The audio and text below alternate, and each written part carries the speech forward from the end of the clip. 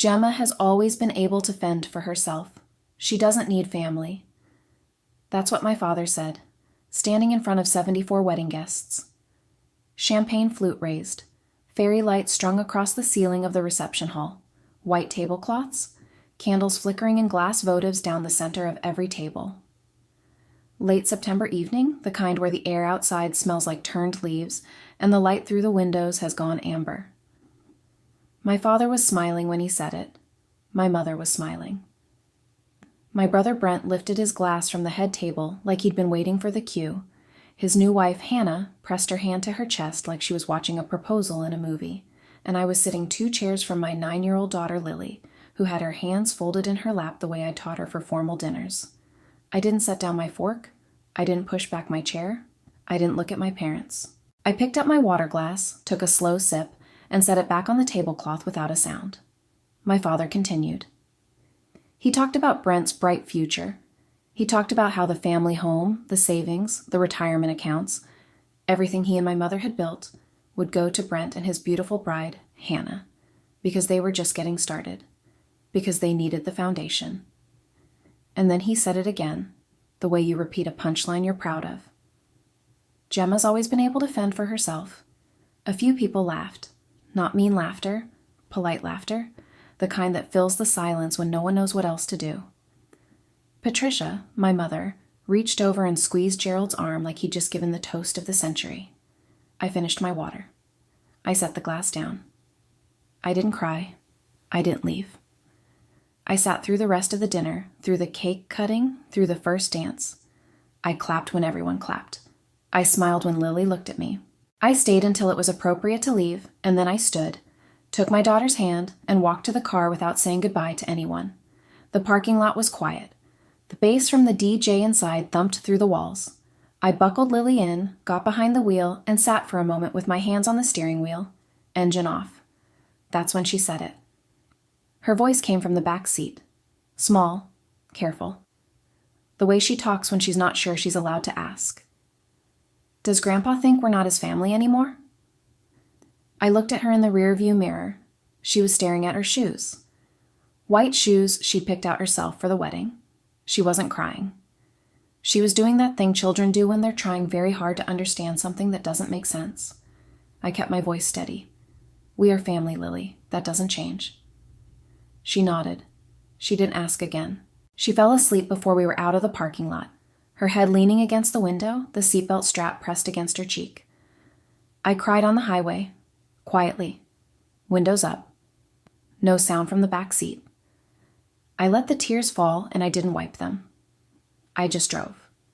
But I wasn't crying because of the money. I wasn't crying because of the toast. I was crying because my daughter, who had done nothing, who had never asked for anything, who had sat in a white chair at her uncle's wedding with her hands folded in her lap, had just heard her grandfather announce to a room full of strangers that her mother didn't need family. And she understood exactly what that meant. Something inside me had already shifted. Not at the reception, not at the toast. 6 weeks earlier. Let me go back. I was 16 years old the first time I understood the math. Brent was 11. He came home with a report card. B+ average. Solid. Not extraordinary. My parents bought him a new bicycle. Blue and silver. He rode it up and down the driveway while my mother watched from the porch with a glass of iced tea. That same semester, I had a 3.9 GPA. I got a card. Inside the card was a $20 bill. Keep it up, Jem, my father had written. That was all. I didn't say anything. I told myself it was because Brent was younger and younger kids needed encouragement. I told myself it was simply the way our family worked, but I kept the card. I still have it. That was the pattern. Not cruelty, not in the way most people picture it. No screaming, no slammed doors, just a quiet, steady preference that touched everything. Birthday parties for Brent with streamers and a guest list.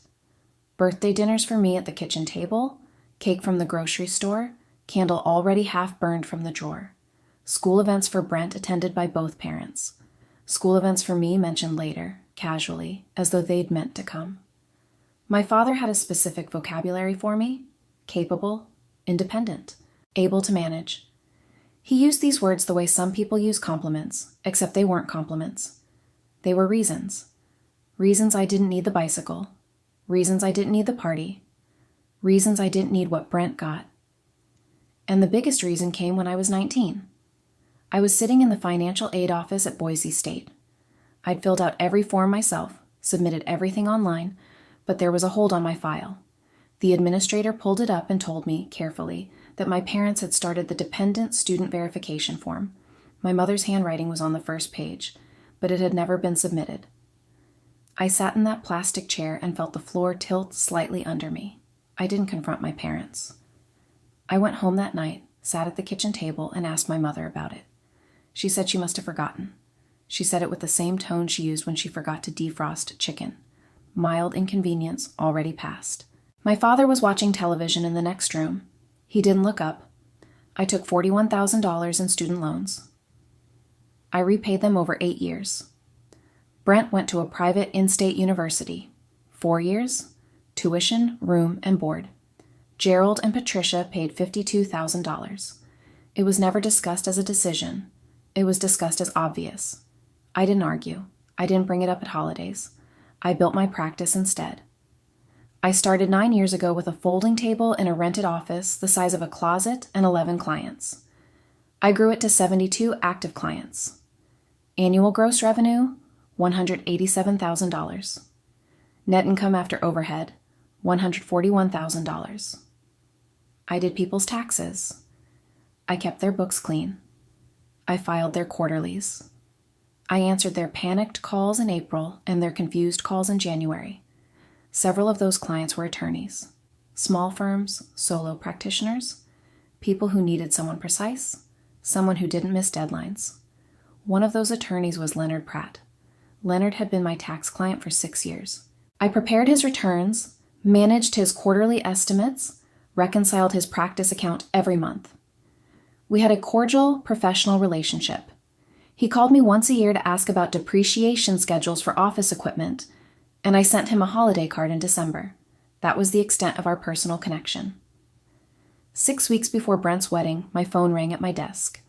I was reviewing a client's profit and loss statement. Lily was at school. The office was quiet except for the hum of the air conditioner.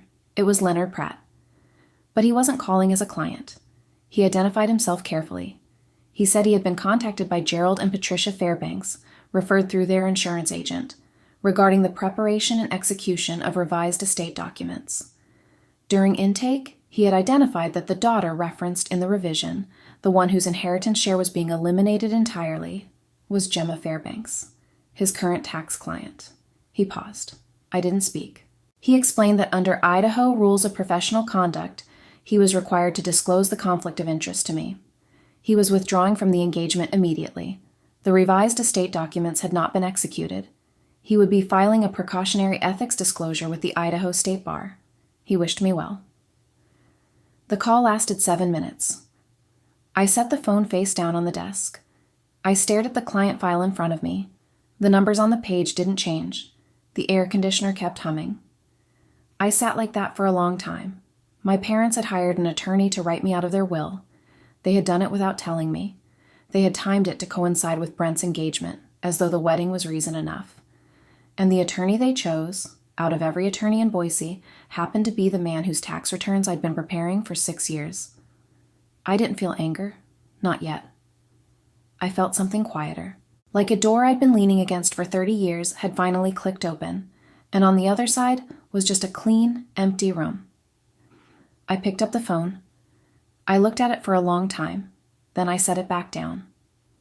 I wasn't ready yet, but I was close. If you've ever had a family member treat you like an afterthought while you watch them hand everything to someone else, hit that like button and subscribe. 6 weeks passed.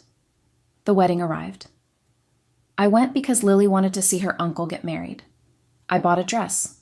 I bought Lily her white shoes. I sat at the family table and I ate the chicken and I listened to the speeches. And then my father stood up. And he said what he'd been planning to say for months.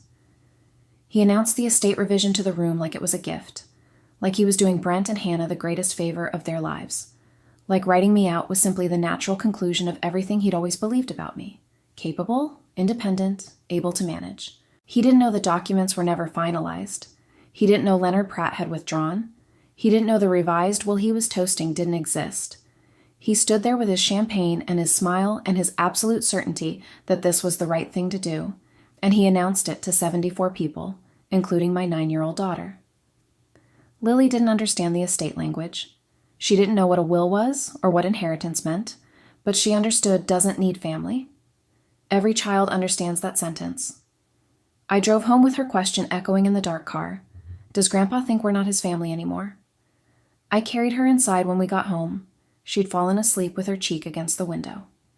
I laid her in bed, pulled the blanket up, and stood in the doorway for a long time, watching her breathe. Then I walked to the kitchen. I sat at the table. The house was dark except for the light above the stove, and that was the moment something inside me snapped. Not loud, not dramatic, just a clean, quiet break, like a wire that had been holding too much weight for too long, finally letting go. I was done pretending this was okay.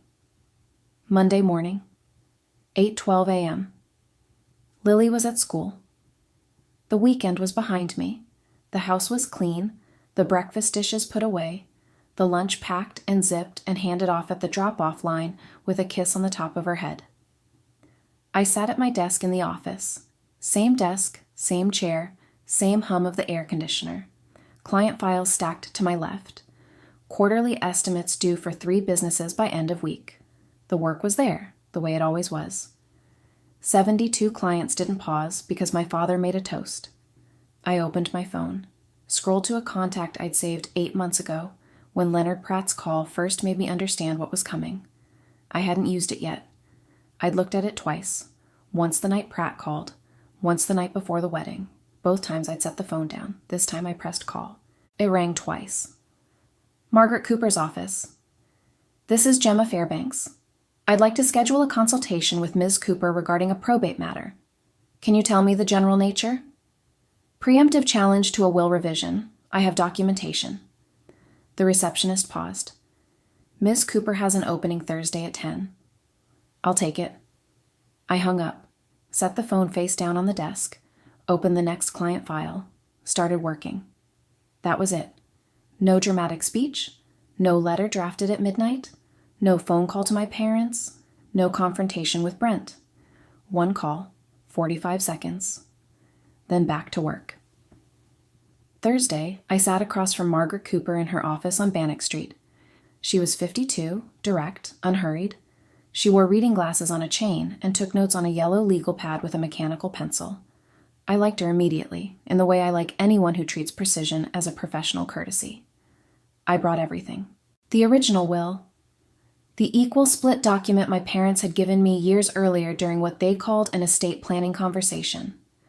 Leonard Pratt's withdrawal letter, which he had mailed to me as part of his disclosure obligation. A written summary, typed and time-stamped, of the financial aid suppression from 19 years earlier, and a printed copy of the wedding program, because the toast had been informal, but the event was documented. Cooper read through everything without speaking. She turned pages slowly. She set the withdrawal letter aside, then picked it up again and read it a second time. Then she took off her glasses and looked at me. The revised documents were never executed? That's correct. Mr. Pratt confirmed that before he withdrew. And your parents proceeded as if they were? My father announced the revision publicly at the wedding reception, in front of 74 guests. She wrote something on the pad. Your parents' estate. What's the estimated value? $418,000, $341 in home equity, $77,000 across retirement and savings accounts. And the original document split that equally between you and your brother? Yes, approximately $209,000 each. Cooper set down the pencil. Here's what I recommend. We file a preemptive challenge citing undue influence in the attempted revision. The revision was initiated immediately following your brother's engagement in favor of the child who had already received substantial financial support, to the complete exclusion of the other child with no documented cause. Pratt's withdrawal and his state bar filing established that the documents were never finalized. Your parents will have the burden of proving the revision was valid, which they can't do because it wasn't executed. I nodded. My retainer is $4,800.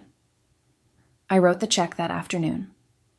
One check, $4,800. Signed.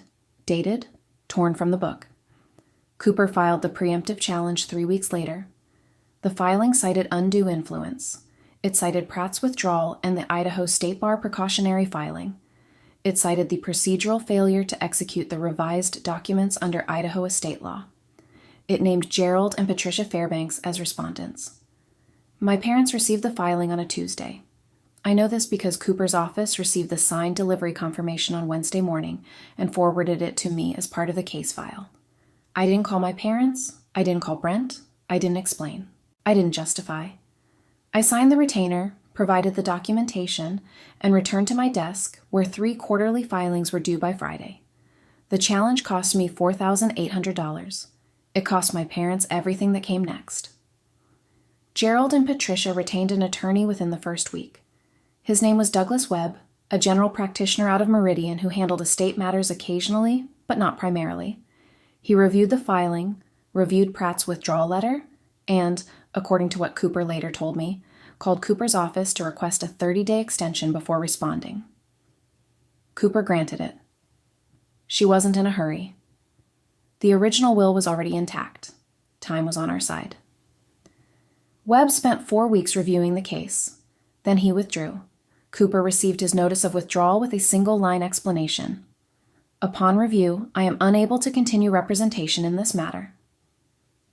Case weakness. He saw what Cooper had already assembled. He saw Pratt's state bar filing. He saw the unexecuted documents. He walked away. Gerald and Patricia needed a second attorney. And here is where the cost began to compound. The second attorney, a woman named Deborah Harris out of Nampa, required a fresh retainer. Gerald and Patricia's savings account, which held $77,000, had already absorbed the first attorney's fees. But the second retainer was larger, and they didn't have enough liquid to cover it alone. Brent and Hannah contributed $8,400 from their honeymoon fund. I learned this later through the discovery process. Not because I asked, because the numbers surfaced in document exchange, the way numbers always do when attorneys start pulling financial threads. And those weren't the only numbers that surfaced. During the second month of proceedings, Deborah Harris, my parents' second attorney, requested standard financial disclosures from all parties, with standing interest in the estate. Cooper complied. And during the reciprocal exchange, Brent's financial records entered the file. 4 credit cards. Balances totaling $36,000. All in Brent's name. All accumulated in the 2 years before the wedding. None of them disclosed to Hannah. None of them disclosed to Gerald and Patricia. $36,000 in debt, sitting underneath the champagne toast and the bright future and the fairy lights. Cooper told me about it during a scheduled case update. She said it factually, the way she said everything. Your brother has undisclosed revolving debt totaling $36,000 across 4 accounts. It surfaced during reciprocal exchange. I'm noting it in the file, but we don't need to use it. The challenge stands on the procedural failures alone. I didn't feel satisfaction. I didn't feel vindication. I felt the particular tiredness of someone who already knew the math and had been waiting for everyone else to see it. The proceedings continued for 4 months. I did not appear at a single hearing. Cooper handled every filing, every response, every procedural interaction. I went to work. I prepared tax returns. I reconciled accounts. I picked Lily up from school at 3:15 and helped her with homework at the kitchen table and made dinner and read to her before bed. My phone rang during those months. Gerald called twice. Patricia called 5 times. Brent called once on a Sunday evening and hung up before leaving a voicemail. I let every call go unanswered. I didn't listen to the voicemails. I deleted them without playing them. One evening, Patricia showed up at my front door. I saw her through the window before I opened it. She looked smaller than I remembered. Her coat was buttoned wrong, 1 button off, the collar sitting crooked. Her eyes were red-rimmed. I opened the door. I kept my hand on the frame. I didn't step aside. "Gemma," she said, "this has gone far enough." I didn't respond. I just listened. "Your father made a mistake. He shouldn't have said it like that. But this, lawyers, filings, this isn't who we are." I stayed quiet.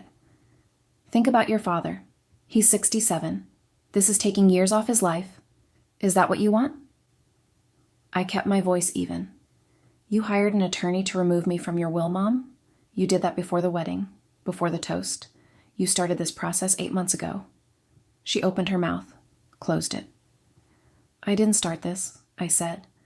I responded to it. We just wanted to make sure Brent had a foundation. You gave him $52,000 for college. You didn't submit my financial aid forms. You paid $31,000 for his wedding. You've never asked me a single question about my business in 9 years. I said it calmly, not fast, not slow. Just facts, the way I read them off a balance sheet. I took $41,000 in student loans and paid them back over 8 years, and you hired an attorney to make sure I got nothing else. Patricia's chin trembled. That's not how we saw it. I know, I said. That's the problem. The door closed softly.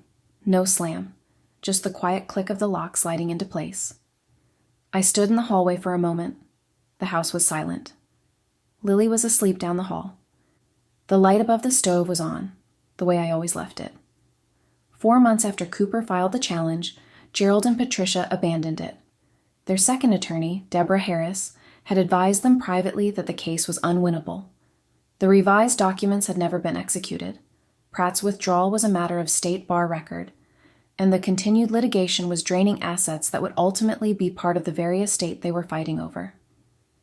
They'd spent $22,000 from the savings account that had held $77,000.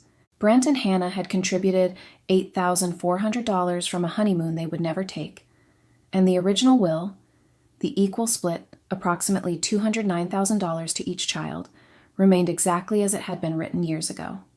The last call came on a Thursday afternoon. I was at my desk. Lily was at school. My phone lit up with Gerald's number. I answered. I don't know why. Maybe because I knew it was the last time. His voice was quieter than I'd ever heard it. Not broken, just reduced, like a man who had been speaking at full volume his entire life and had finally heard the echo. We just wanted what was best for the family, he said. I stayed silent. There was nothing to add. Gemma? I'm here. A pause. Long enough that I could hear him breathing. Long enough that the air conditioner cycled on in my office and the hum filled the space between us. I don't know how we got here, he said. I did. I'd known for 23 years since a bicycle appeared in the driveway and a card with $20 appeared on the counter. I'd known since a financial aid form sat half completed in my mother's handwriting and never reached the office. I'd known since the first time my father said the word capable and meant it as a reason to look away. But I didn't say any of that. I said the only thing left. Goodbye, Dad. I pressed end. Set the phone face down on the desk. Opened the next client file. The light above my desk was steady. The air conditioner hummed. Outside the window, the trees along the sidewalk had dropped their leaves, and the late afternoon sun cut long and low through the bare branches. I didn't feel anger. I didn't feel triumph. I felt something closer to the silence after a door closes in an empty house. Not heavy, not light, just final. I picked up my pencil. I went back to work. The weeks after Gerald's call settled into something I hadn't expected. Not grief, not relief, just quiet. The kind of quiet that fills a house when the phone stops ringing and you realize it had been ringing for months. Not always loudly, not always at inconvenient hours, but constantly. Like a low hum you'd stop noticing until it was gone. I blocked every number. Gerald's, Patricia's, Brent's, Hannah's. I removed myself from the family group text that had been mostly dormant anyway. A chain of holiday logistics and Patricia's occasional forwarded articles about gardening. I deleted the voicemails I'd saved during the 4 months of proceedings without listening to them. I removed Gerald and Patricia from my emergency contact list at Lily's school and replaced them with my neighbor, Diane Taylor, who had a spare key and could pick Lily up if I was ever delayed. I didn't do it in anger. I did it in clarity. The work continued. 72 clients didn't pause because my family fell apart. Quarterly estimates came due. Year-end prep started early for the businesses that needed it. I sat at my desk every morning at 7:45, coffee in hand, files stacked, pencil sharp. Lily went to school. Lily came home. We ate dinner at the kitchen table. I read to her before bed. She was working through a series about a girl detective, and she insisted on exactly 2 chapters per night. No more, no less. I slept through the night for the first time in months. I woke without checking my phone. The morning light came through the blinds, and I just lay there for a minute, breathing, before I got up to start the coffee. The piece wasn't dramatic. It was ordinary. And that was what made it real. 3 weeks passed. Then the rest of it started to surface, not because I went looking, but because Boise is a small enough city that information travels through professional channels whether you want it to or not. Margaret Cooper called me in late January for a routine file closure. The case was finished, the original will intact, and she was archiving the documentation. At the end of the call, she mentioned, as a factual matter, the way she mentioned everything, that she'd heard through the local bar network that Deborah Harris had filed a fee dispute with Gerald and Patricia over unpaid legal costs. The $22,000 they'd spent had not fully covered Harris's final invoice. There was an outstanding balance of $3,100. I noted it. I didn't respond to it. Cooper closed the file. In February, I ran into a commercial insurance agent named Bill Anderson at a Chamber of Commerce breakfast. He handled policies for several of my clients, and we'd exchanged referrals twice. He sat next to me over eggs and wheat coffee, and mentioned casually, the way people mention things when they think you already know, that Gerald and Patricia Fairbanks had listed their house. The house I grew up in, 3 bedrooms, 2 baths, on a quiet street in the North End. They listed it at $349,000. The equity had been $341,000 before the legal costs. After the $22,000 in attorney fees, after the $3,100 still outstanding to Harris, after the realtor's commission, the numbers were getting thin. Bill didn't know why I'd gone quiet. He moved on to talking about rate increases. I finished my eggs. By March, the house had been on the market for 6 weeks with 1 showing and no offers. In April, they dropped the price to $329,000. They accepted an offer in May at $311,000, $30,000 less than the original equity. After the mortgage payoff, realtor commissions, and the outstanding legal balance, Gerald and Patricia cleared approximately $44,000 from the sale of a home they'd lived in for 31 years. They moved to a 2-bedroom apartment in a complex off Fairview Avenue. I didn't drive by. I didn't need to. I knew the complex. One of my clients owned property in the same zip code, shared laundry in the building, covered parking if you paid an extra $75 a month. Gerald, at 67, began picking up part-time work. I heard this through Leonard Pratt. Not in a conversation about my family, but during his regular quarterly tax appointment in April. He mentioned, while reviewing his own practice expenses, that he'd seen Gerald Fairbanks' name on a substitute list for a local courier service. The kind of work where you drive your own car and deliver legal filings between offices for $14.50 an hour, plus mileage. Pratt said it the way he said everything, factually, without commentary. He didn't look at me when he said it. I didn't look up from his file. I kept working.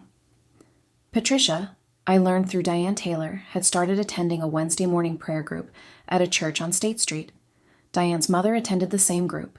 Patricia came alone. She didn't talk much. She sat in the back row and left before the coffee and cookies. Brent's situation was worse, and it unraveled faster. The $36,000 in credit card debt, the debt that surfaced during document exchange, the debt Hannah never knew about, detonated the marriage in stages, not all at once, not with a single argument.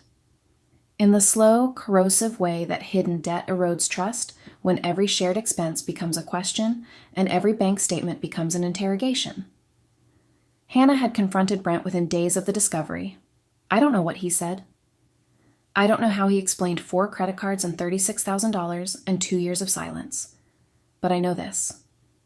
By the 4-month mark after the wedding, they had separated briefly.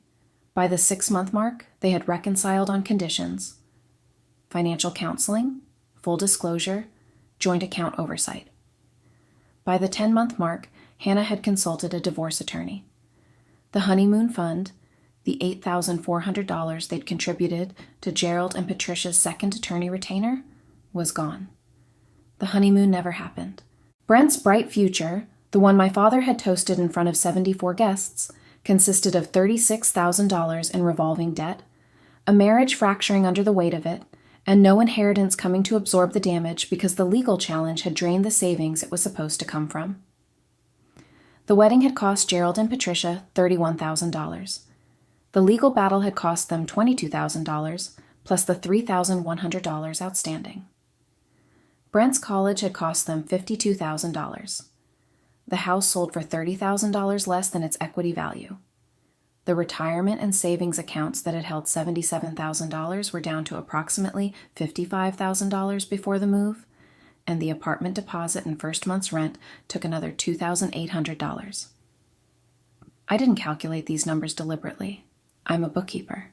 The math runs whether I want it to or not. It's what I do. It's what I've always done. And the math told a simple story. Gerald and Patricia had spent 30 years investing everything in Brent's potential, and the return on that investment was a son with $36,000 in hidden debt, a dissolving marriage, and parents in a 2-bedroom apartment with shared laundry. The marriage did not reach the first anniversary intact. I heard it confirmed through Cooper during a brief follow-up call about the archived file that Hannah had filed. The Fairbanks name she'd taken at that September reception under the fairy lights with her hand pressed to her chest was going back to Mitchell. I felt nothing. Not anger, not pity, nothing. Just the clean, settled weight of numbers that had finally balanced. 14 months after the wedding, on a Tuesday morning in November, I was at my desk. The office was warm.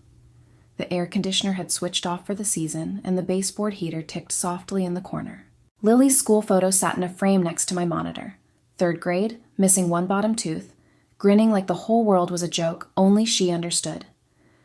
The original will was in the file cabinet behind me. Bottom drawer, manila folder, tabbed and labeled in my handwriting.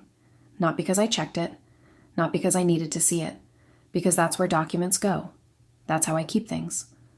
Organized, precise, accounted for. 72 clients, $187,000 in gross revenue, $141,000 net, 9 years of building something real, 1 return at a time, 1 quarterly estimate at a time, 1 reconciliation at a time. Nobody handed me a bicycle. Nobody paid my tuition. Nobody toasted my bright future in front of a room full of people. I built it anyway. Lily had made honor roll the previous quarter. She joined the school science club and came home on Thursdays with her backpack full of handouts about volcanoes and weather patterns and the phases of the moon. She had 2 close friends, girls named Sophie and Ava, who came over on Saturday afternoons for popcorn and movies in the living room. She laughed more than she used to, not louder, just more often. The kind of laughter that comes from a house where no one is pretending. We had our own Thanksgiving that year, just the 2 of us. I made a small turkey breast, mashed potatoes from scratch, and the crescent rolls from the can that Lily loved because you got to pop the tube. We ate at the kitchen table with cloth napkins and the good plates, not because it was fancy, but because Lily said if it was a holiday, we should use the holiday plates. After dinner, she helped me wash the dishes. She stood on the step stool at the sink, sleeves rolled up, soap on her chin. I dried. The kitchen window was dark, and our reflections looked back at us. A woman and a girl, shoulder to almost shoulder, doing something ordinary. "Mom," she said, handing me a wet plate. "Yeah? I'm glad it's just us." I took the plate. I dried it slowly. I set it in the cabinet.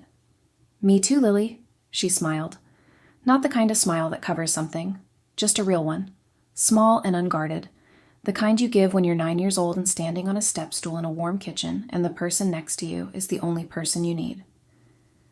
I hung the towel on the oven handle. I turned off the kitchen light. The house was quiet except for the heater ticking in the hallway. Outside, the first November frost had turned the yard silver under the porch light. Some doors close so better ones can open. I never regretted a single second of it. Setting boundaries isn't cruel. It's protection. It's the thing you do when you've spent your whole life being capable and independent and able to manage, not because anyone gave you a choice, but because no one gave you anything else. And one day you look at your daughter standing on a step stool with soap on her chin, and you realize that the only inheritance that matters is the one you're building right now in this kitchen, with these hands, 1 clean plate at a time. That was the only legacy I gave her.